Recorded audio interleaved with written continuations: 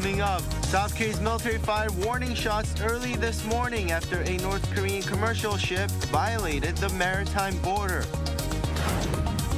The South Korean government has announced an injection of about $35 billion into the country's short-term bond market. This comes as the finance minister held on Sunday an emergency meeting which brought together top officials, including the Bank of Korea chief and financial regulators. Plus, Chinese President Xi Jinping's grip on power gets tighter on Sunday as he is confirmed for a third term as the country's leader. In addition, the 7-member standing committee is now fully made up of Xi Jinping loyalists. Good morning. Welcome to New Day at Arirang. A North Korean commercial ship crossed the maritime border briefly this morning before retreating after warning shots were fired by Seoul's military. In response, North Korea also opened fire, claiming that South Korea's Navy intruded on their western sea border as well. Our Choi Min-jung is on the line with the latest. Min-jung. Toyan, as you said, South Korea's military fired warning shots early Monday morning to repel a North Korean commercial vessel that violated the maritime border. Seoul's Joint Chiefs of Staff says the ship crossed the northern limit line in the West Sea at about 3:42 a.m. It reportedly intruded on the border in waters about 27 kilometers northwest of South Korea's Pyeongdo Island. The vessel retreated north after South Korea's Navy sent messages and fired warning shots. North Korean vessels have crossed the maritime border frequently in the past, and in March, a North Korean patrol boat briefly encroached on the NLL while chasing a North Korean fishing boat, and it retreated after Seoul's Navy fired warning shots. Right, but we hear North Korea also fired shots toward South Korea's naval vessel, claiming it crossed the NLL as well. That's right, Toyan. North Korea claimed a South Korean Navy ship entered the maritime border shortly after the reports of a North Korean merchant vessel doing the same. The regime's Korean Central News Agency reported that 10 warning shots were fired after 5 a.m. to turn Seoul's vessel back. In a statement, the North Korean military sent a warning on what they claim to be South Korea's latest provocations, including this incident, as well as recent firing of artillery, and tensions escalated by cross-border loudspeaker broadcasts. Seoul's Joint Chiefs of Staff confirmed that the North had fired toward a South Korean vessel and called it a violation of a military agreement made between the two sides to reduce tensions. It added that North Korea's provocations are harming peace and stability not only in Korea, but also in the international community. That's all I have for now. Back to you, Doyan. Thank you, Min-jung, for that report. Now, over in China, Chinese President Xi Jinping strengthened his hold on power on Sunday, formally stepping into his third term as China's leader. And his leadership team, the 7-member standing committee, is now fully made up of Xi Jinping loyalists. Ji-young has more. Chinese President Xi Jinping has clinched a historic third term and most likely lifelong rule over the world's second-largest economy. The 69-year-old Xi was re-elected by the Central Committee of the Chinese Communist Party on Sunday as its General Secretary. The three major positions that Xi Jinping holds are General Secretary of the Chinese Communist Party, Chairman of the Central Military Commission, and President of China. In his remarks at the Congress, President Xi stressed that the world needs China. After more than 40 years of unremitting efforts in reform and opening up, we have created two miracles: rapid economic development and long-term social stability. Now China's economy is resilient, has ample potential and wide room to maneuver, and its long-term positive fundamentals will not change. The door to China's opening will only get wider. China, he said, cannot develop in isolation. Also, the party's leadership will be on a new path to transform China into what President Xi called a modern socialist country on all fronts. A member of the National Committee said China's model offers developing countries a different path. So far, there are about 40 countries in the world that have achieved modernization. Their paths to modernization are all Western-centric. We are walking on a road to modernization totally different from the West. In a press conference at Beijing's Great Hall of the People, President Xi introduced the party's new central leadership. The 7-member elite standing committee of the Politburo, China's top governing body, is made up of Xi Jinping loyalists, and his allies also comprise the wider 24-member Politburo, which sets China's major economic policies. Pundits say the new lineup of the standing committee reconfirms Xi's unshaken grip on power despite the many uncertainties facing China, including an economic slowdown and concerns over his zero-COVID policy. 엄지영, Arirang News. South Korea's financial authorities have revealed plans to expand funding for liquidity programs, saying that the current market situation is, quote, very severe. Kim Yo-sun has more. Seoul's Finance Minister Chu Kyung-ho announced Sunday that the government will expand funding for liquidity programs to at least $35 billion on top of existing efforts to stabilize the market. Attending an emergency meeting with heads of the Bank of Korea, the Financial Services Commission, and the Financial Supervisory Service, Chu explained that the latest move comes amid growing concerns in the corporate bond and short-term money markets. He added that this is also aimed at preventing a liquidity crunch in the market. Stemming from the meeting of the three financial authorities, it was also announced that corporate bonds and commercial papers will be bought as part of the liquidity program. The ceiling for corporate bond buying programs by banks, including the Korea Development Bank, will be increased by twofold from the current $5.5 billion to over $11 billion. They also added that starting Monday, a $1.1 billion bond market stabilization fund will be activated. Minister Chu said the South Korean government will respond quickly to the overall project financing market and prevent rumors that escalate market uncertainties. This comes amid uncertainties caused by project financing, including a default on municipal government guaranteed debt worth some $140 million raised to finance the construction of Legoland Korea amusement park in Gangwon-do province. Kim Yo-sun, Arirang News. A Korean airjet has overshot the runway while attempting to land at Cebu International Airport in the Philippines on Sunday. According to a statement released by the carrier, the Airbus A330 had already made 2 attempts to land amid poor weather conditions prior to the accident. It added that there were no injuries to the 162 passengers or 11 crew on board. According to the Aviation Herald, which publishes reports of accidents and incidents in commercial aviation, the aircraft received substantial damage, including the collapse of the nose gear and penetration of the cockpit. Cirque du Soleil has returned to Seoul, but they're not the only such act in the nation. There's also a circus troupe in South Korea that has been performing for nearly a century. Lee Si-yu turns a spotlight to these devoted stars. Scorching fire spins at the hands of a man testing his own limits. Trapeze artists fly and spin in the air, defying gravity. The scenes are part of a show by Cirque du Soleil, or the Circus of the Sun, that has returned to Seoul after a hiatus due to the pandemic. This year, the Canada-based troupe is performing Allegria in a new light, an all-time classic reimagined for the new generation since its first performance in 1994. It tells the story of a power struggle after a kingdom has lost its king and unfolds an immersive experience with its surreal soundtrack, acrobatics, and sets. Our objective is to touch everybody. What I would like everybody to feel is joy. And joy for me is a much deeper feeling than happiness. Cirque du Soleil might be famous worldwide, but South Korea has its very own circus troupe originating from and performing around the country. Continuing the tradition is Dongchoon Circus, the last remaining circus troupe in South Korea.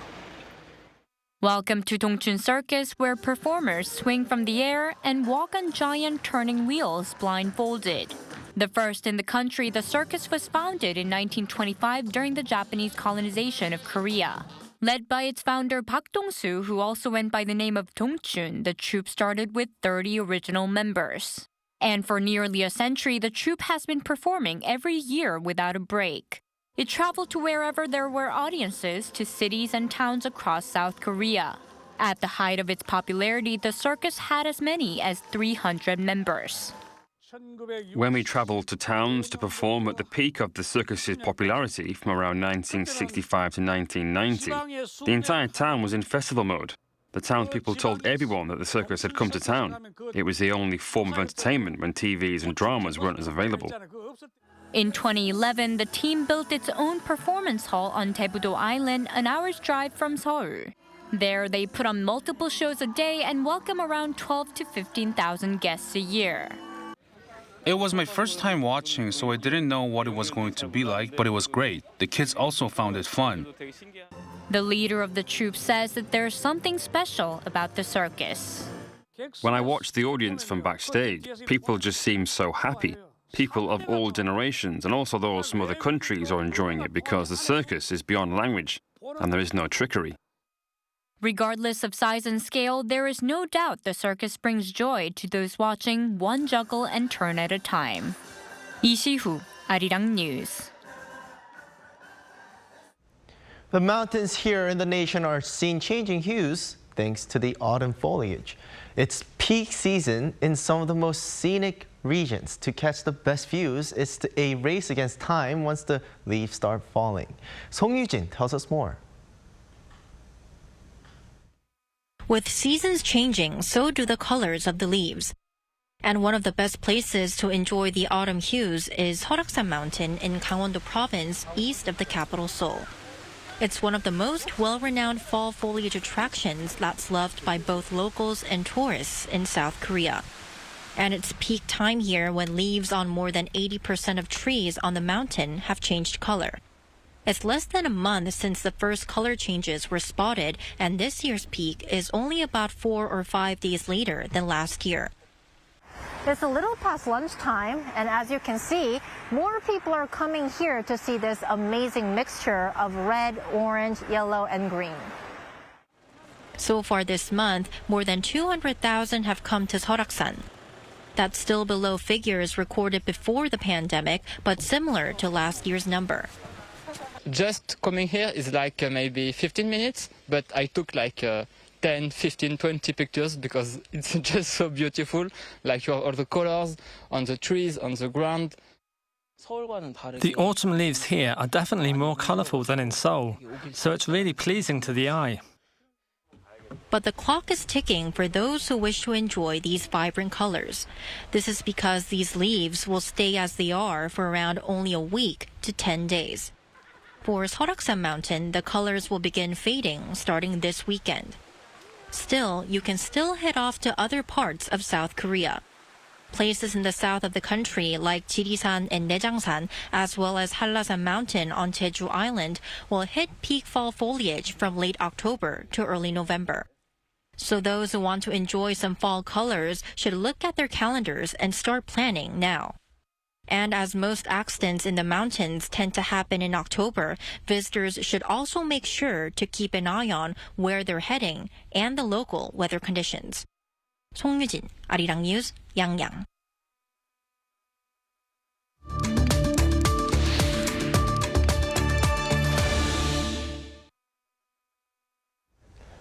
We're a week into what was given as the window for North Korea to undertake a nuclear test, with South Korea's military predicting that such an action would be taken between October 16th and November 7th. While there has been no nuclear test, it has been a turbulent few weeks, to say the least, with artillery shots from both sides and fighter jets in the air. So now let's dig deeper into the situation here on the peninsula by connecting with Mark Berry, an Associate Editor Emeritus at the International Journal on World Peace. Good evening to you as you are in New York. And good morning to you in Seoul. Well, China's Party Congress ended over the weekend. What does this mean for North Korea? This is an existential moment for North Korea because President Xi is not like the predecessors, including the humiliated Hu Jintao, who was literally shown the door on live TV in China. President Xi sees himself as a 21st century Chinese emperor, and surrounding states have to be on friendly relations with China. and North Korea in particular, because it's in such a humiliating relationship of a dependency on Chinese fuel oil and food and other consumer goods, I think is getting the message between the international departments of the two parties that North Korea should follow the foreign policy as recommended by China. So that basically means to Kim Jong-un, he sees that the independence and the independent sovereignty of North Korea is really at stake with this new height that President Xi has reached. And so basically that means that this means a threat to the way that North Korea has been run pretty much in its own independent manner since its founding in 1948. This is a sea change moment. Right, and does that affect South Korean nuclear test attempts as well? Like South Korean military says a nuclear test could take place anytime now or in the near future. Do you see it politically reasonable? Politically, no. Because President Xi, no means no, and it means no in 2050, it means no in 2075, and it certainly means no in 2022 or 2023. And if Kim does go ahead and test, he may be creating a crisis so that the United States, by trying to reduce the tensions in the situation and ends up in some sort of half-baked negotiation with North Korea, what Kim would be accomplishing is getting out of the clutches of China and trying to look like he's jumping in the hands of the United States. And in the end, this will break him free from the awesome and tremendous pressure coming down from China. I mean, that's how politics really works on the world stage. Right, now I want to shed light on something, economics of North Korea. Okay. The world is facing a potential economic recession.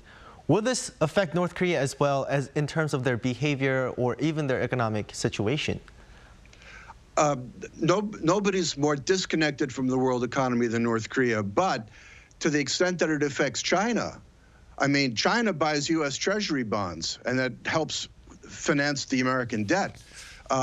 North Korea is not in a position to do that. But if all of a sudden North Korea says we can't give you the same amount of food as before because it's too expensive for us to import some of the foodstuffs that we need, or we can't give you the same amount of oil as before because the price of oil has just become ridiculous, it will indirectly affect North Korea, but it will affect them through their main trading partner, which is China.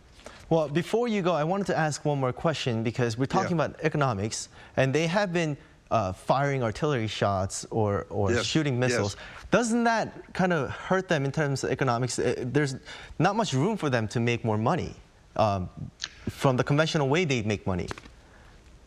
Well, it's, yeah, I mean, they're using up their stuff. I mean, there's a certain point where you can test it, but kind of like the Russians, the more you start firing that stuff, they don't come by easily, and it takes money to make them.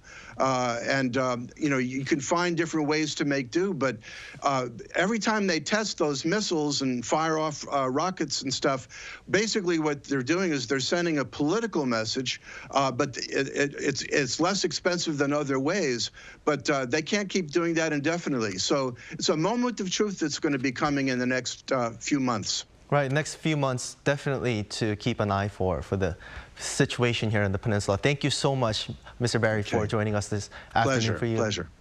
Thank you.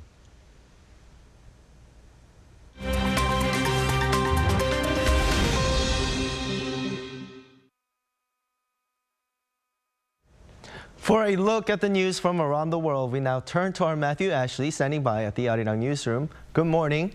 Good morning, Doyon. Let's start in the UK, which by the end of the day could have a new leader. Well, that's right. Former UK Chancellor Rishi Sunak is the first to declare his intention to become the Conservative Party's next leader and UK Prime Minister. Now, he threw his name in on Sunday as he has more than the backing of 100 lawmakers, qualifying him for the leadership race. Now, this is the second time the 42-year-old has run for the position in under 4 months. But his odds of taking up residence at 10 Downing Street improved dramatically on Sunday as his main rival, former PM Boris Johnson, dropped out of the leadership contest. Meanwhile, fellow Conservative candidate Penny Mordaunt currently has the support of less than 30 MPs. Those wanting to run in the leadership race need the backing of 100 Conservative lawmakers by Monday, 2 p.m. local time. If more than one candidate reaches this threshold, then Conservative Party members will vote on the new leader. But if no other candidate manages to get the backing of 100 MPs, then the race will be over and Sunak will be the next UK Prime Minister. Now, 2 pilots have been killed in a Russian military jet crash in the Siberian city of Irkutsk. The city's governor said the Sukhoi Su-30 fighter hit a 2-story home while on a test flight on Sunday local time. No other casualties were reported, but 150 homes lost power. A video of the incident shows the fighter jet crashing almost vertically onto the building.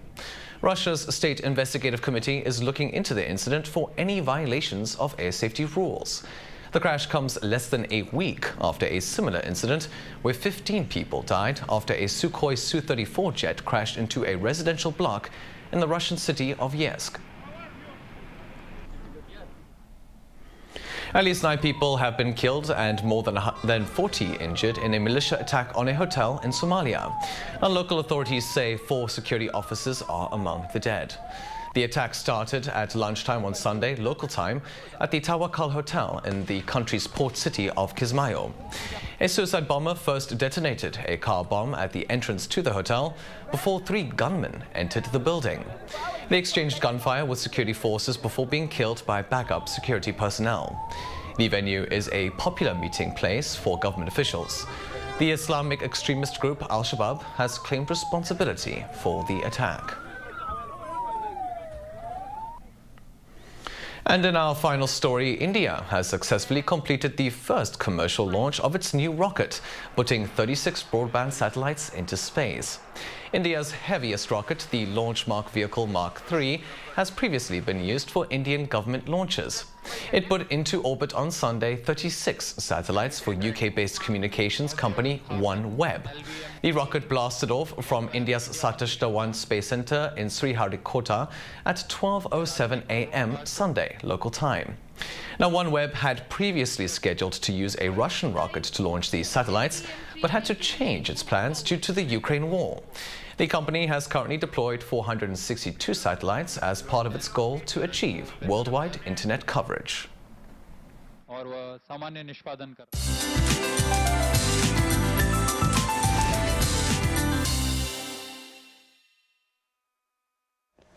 Good morning. After some very pleasant autumn weather over the weekend, there has been a big drop in readings this morning. Morning temperatures are 2 to 3 degrees lower than the same time Sunday, and the temperature roller coaster ride is in the forecast for the first half of the week, so please do dress accordingly for the weather conditions. Abundant sunshine is here to kick off the work week, but wet clouds are dropping rain in the east of Gangwon-do province this morning. Rain could turn into snow in mountainous regions in Gangwon-do province. Possibly up to 5 centimeters of snow could fall there, or they could see 10 to 50 millimeters of rainfall through tomorrow dawn, along with hail and strong winds. Afternoon highs will be 4 to 5 degrees lower than Sunday, so Seoul will be topping out at 14 degrees Celsius this afternoon. Chuncheon, Daejeon, Gwangju will see a high at 15 degrees Celsius. But you know, the chilly air will make things feel a couple of degrees lower than these actual temperatures. But nationwide good air quality is in the forecast, along with sunshine. With that, here's a look at the weather conditions around the globe.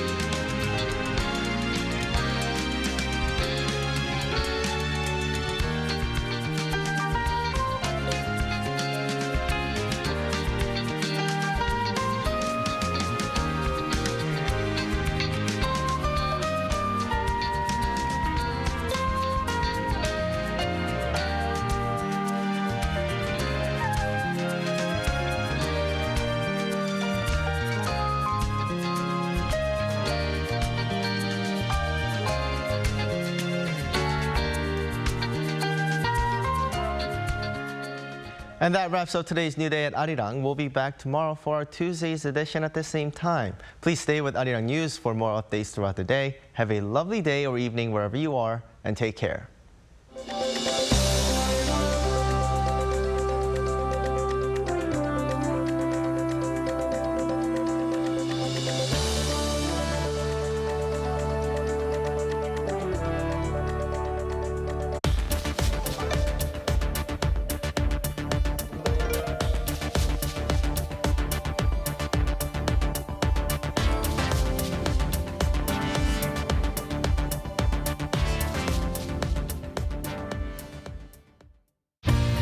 Mount Everest, the roof of the world, standing 8,848 meters tall. Glaciers covering Everest are disappearing. A recently published report says glaciers covering the world's highest mountain